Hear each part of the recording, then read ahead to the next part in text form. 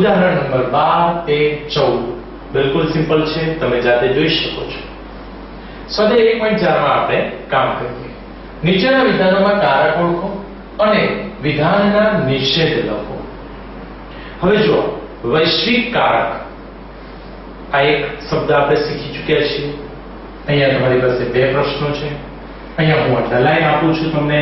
પ્રત્યેક, દરેક ને ત્રણ શબ્દ આપ્યા. બધા જ, પ્રત્યેક અને દરેક, આ ત્રણેય શબ્દો એ વૈશ્વિક કારક દર્શાવે છે. અને આ શબ્દ ઉપરથી જ કહી શકીએ કે આ વૈશ્વિક કારક છે. આ પણ વૈશ્વિક કારક છે.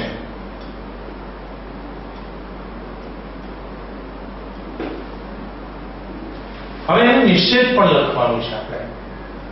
નિષેધમાં આપણે જોયું કે નિષેધ બધા જ p બરાબર કોઈક નિષેધ p, આવું આપણે નિષેધ જોયું. તો એના માટે આનો નિષેધ શું થશે? તો પ્રત્યેકની જગ્યાએ આપણે કોઈકનો ઉપયોગ કરીશું.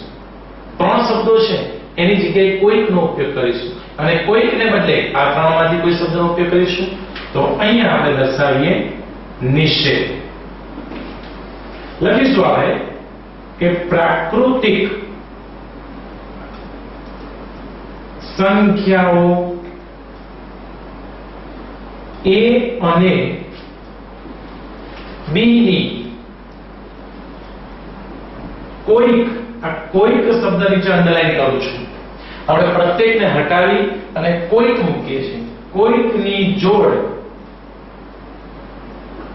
માટે a plus b એ યુગ્મ પૂર્ણાંક ન મળે. એ નિષેધ થઈ ગયું. પૂર્ણાંક મળે એની જગ્યાએ ન મળે. પ્રત્યેકની જગ્યાએ આપણે કોઈકનો ઉપયોગ કર્યો. આ પ્રકારના નિષેધ થોડા કોમ્પ્લિકેટેડ છે, બરાબર સમજજો. ત્યાર પછી બીજા માટે નિષેધ. કરદાતા પાસે પાન કાર્ડ છે, એની આગળ છે શબ્દ દરેક. તો દરેક હોય, પ્રત્યેક હોય કે બધા જ હોય, એની જગ્યાએ આપણે કોઈક મૂકીશું.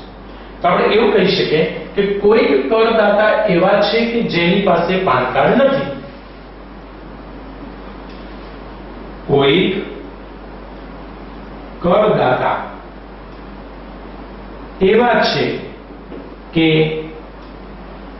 જેની પાસે પાન કાર્ડ નથી. તો આ એનું દરેક હટાવીને કોઈક મૂકી અને આપણે એનું નિષેધ બનાવ્યું છે. ઓકે, તો આ પ્રકારના એક્ઝામ્પલ છે. હજી આગળ આપણે વધીએ, હું તમને દરેક એક્ઝામ્પલ કરાવું છું. ચાલો number 3, root x belongs to r થાય તેવો શબ્દ અહીંયા પકડાઈ જાય છે. આપણને કોઈક ધન પૂર્ણાંક x અસ્તિત્વ ધરાવે છે. જો કોઈક શબ્દ આવે તો અસ્તિત્વકારક. બધા જ, પ્રત્યેક જેવા શબ્દ આવે તો એ વૈશ્વિક કારક. તો સૌથી પહેલા તો આપણને ખબર પડી ગઈ કે આ કેવું છે? અસ્તિત્વકારક.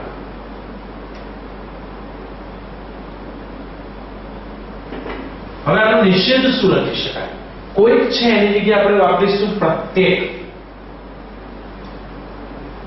નિષેધ.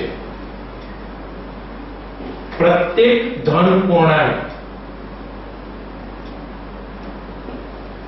x માટે root x does not belongs to r, એટલે આ નિષેધ થઈ ગયું. belongs to નું does not belongs to લઈ લીધું આપણે. ઓકે, અહીંયા પણ x belongs to phi થાય તેવો કોઈક ઘટક x અસ્તિત્વ ધરાવે છે. એટલે આ પણ અસ્તિત્વકારક.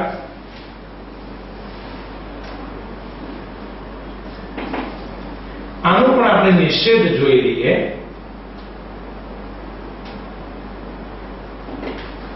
કોઈક છે એની જગ્યાએ આપણે લખીશું પ્રત્યેક ઘટક x માટે x does not belongs to ખાલી. આ પણ થઈ ગયું નિષેધ. નંબર 5, પ્રત્યેક θ belongs to r માટે sin square θ plus cos square θ બરાબર 1. અહીંયા પ્રત્યેક નીચે અંડરલાઈન કરું તો આને કહેવાશે વૈશ્વિક